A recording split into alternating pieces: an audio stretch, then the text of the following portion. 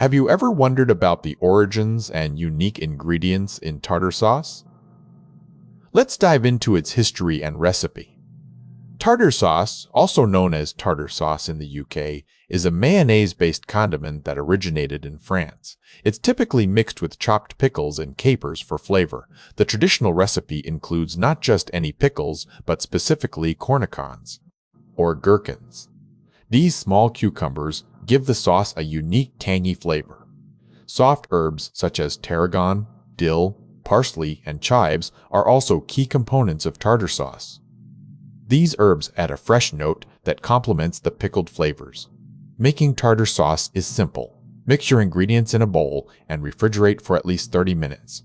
This allows the flavors to meld, enhancing the overall taste. Tartar sauce is an ideal accompaniment for fish and seafood dishes. Its creamy texture and briny flavor profile complement a variety of seafood options.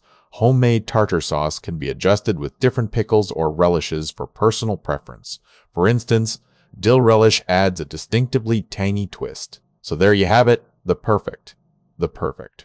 Tartar sauce can be made right at home with just a few ingredients. What's your favorite way to use tartar sauce? Share in the comments.